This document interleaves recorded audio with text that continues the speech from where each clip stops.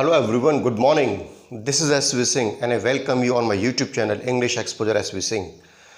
Dear students and viewers, today we are going to continue competitive grammar series. In competitive grammar series we were learning articles, right? So today we are going to start competitive grammar series. In articles, we have covered basics like how many types of articles are there, what are the total articles, where is the origin, and what is their sound, and every niche thing. But one of the most important point that we have learned in last video, सबसे अहम point जो competition में आने वाला था, जो हमने article part 1 में किया, वो ये था use of a और n. अ से लेकर अंग तक के साउंड के लिए क्या लगाएंगे? n. का से लेकर ज्ञा तक के साउंड के लिए क्या लगाएंगे? ए. Is that clear? देखिए ए और एन पर क्वेश्चन कैसे आता है कंपटीशन के अंदर. डिफरेंट काइंड्स ऑफ एग्जाम्स में किस टाइप के क्वेश्चन रेज होते हैं, एक बार झलक देखते हैं. देखिए क्वेश्चन है two brothers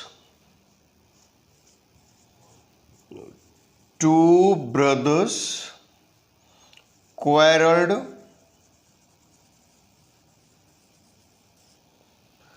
each other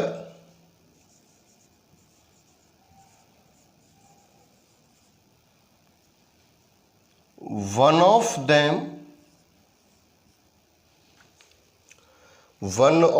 them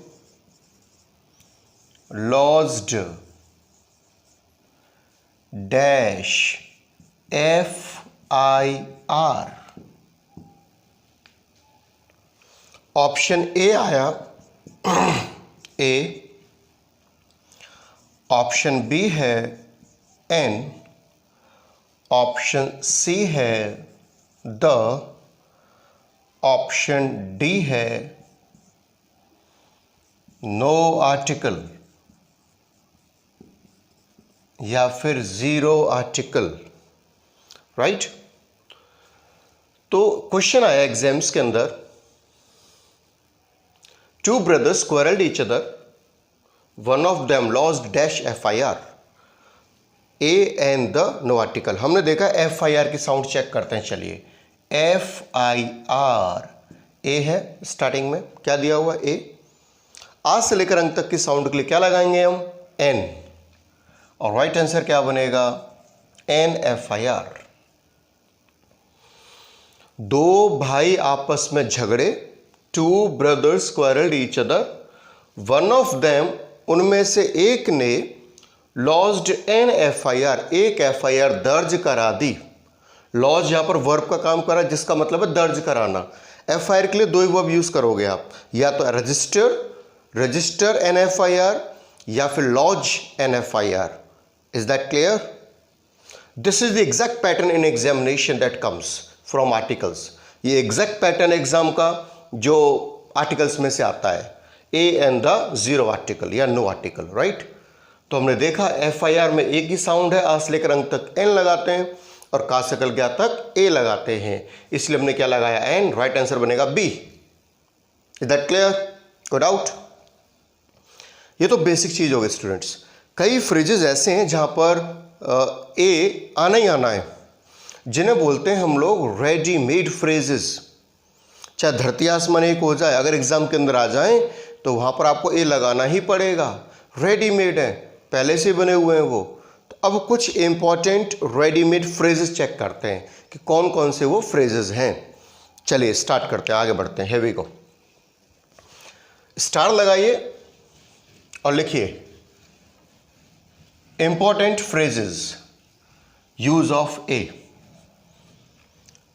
important phrases use of a, यानी कि हम कुछ इंपॉर्टेंट फ्रेजेस पढ़ेंगे जहां पर ए का यूज होगा और लिखते चलें. जैसे कि इन a dilemma,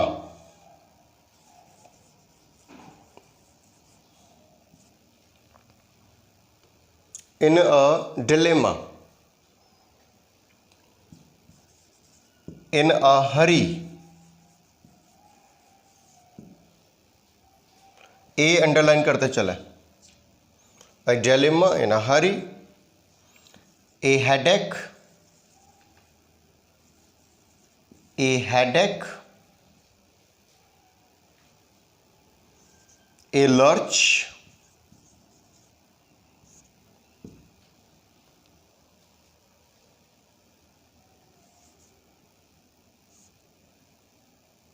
a point, a habit,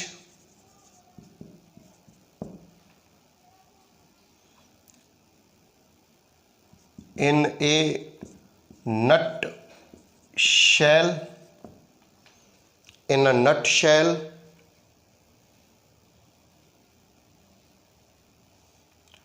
a noise, underline करते चले एक और जगह, ए noise,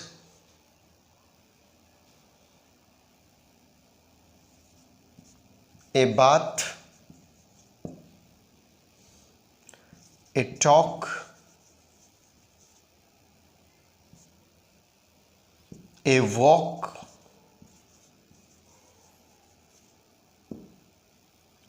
etcetera.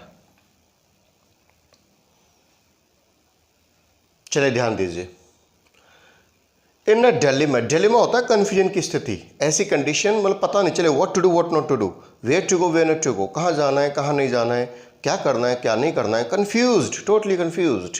I am in dilemma, I am in a dilemma, मैं कंफ्यूजन में हूँ, राइट। जैसे भगवान न करे मम्मी डैडी में झगड़ा हो गया और झगड़ा इतना भयंकर हुआ कि तलाक की नौबत आ गई, ठीक है। अब पापा कह रहे हैं आपसे बेटा या बेटी मेरी तरफ आ तू, मम्मी उधर खींच रहे बेटा मेरी तरफ, अरे बेटा क्या करे, वो कन्फ्यूजन में किधर जाऊं, तो आप किस कंडीशन में चले जाओगे, डिलेमा की कंडीशन में, कन्फ्यूजन की कंडीशन में आप पहुंच जाओगे। नेक्स्ट है in a hurry, he make a hurry, don't be in a hurry, तो हरी से पहले क्या लगाओगे एग्जाम में, ए।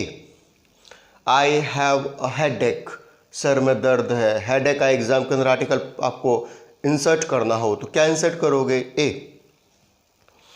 लर्च, दुविधाजनक स्थिति में होना, हॉट वाटर में होना, समस्या में होना, lurch.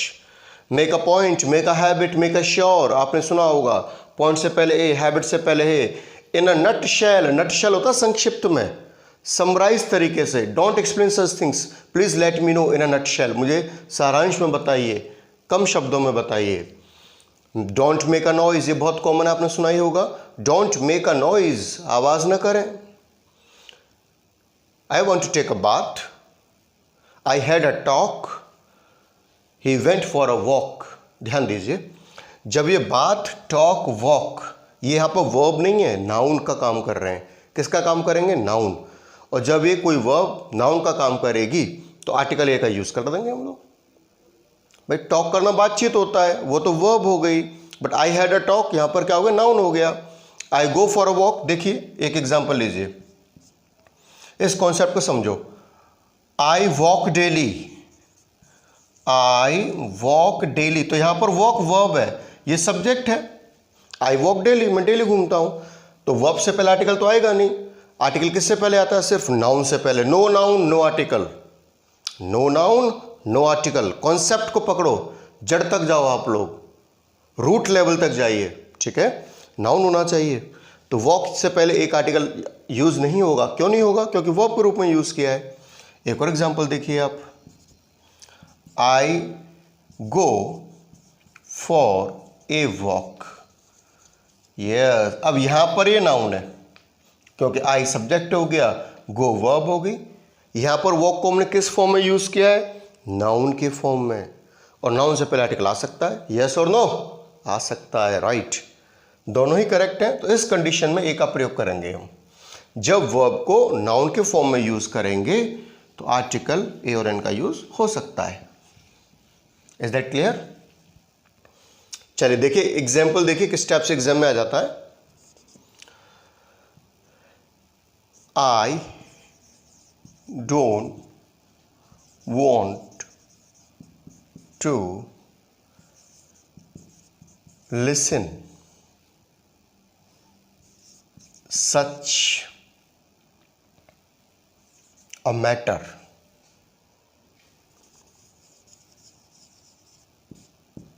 Please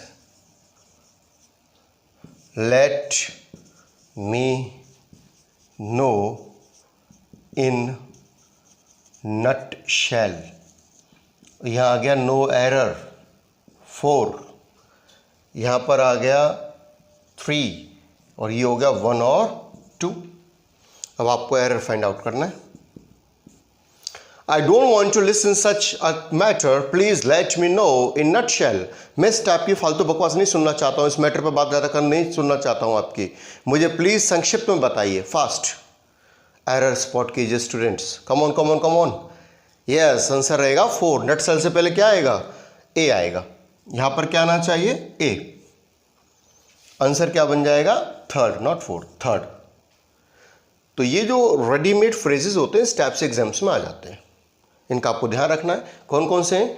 in a dilemma, in a hurry, in a headache, in lurch, in a make a point, make a habit, in a nutshell, a noise, a bath, a talk, a walk. इस type की चीज़ें हैं जो exam में आती हैं.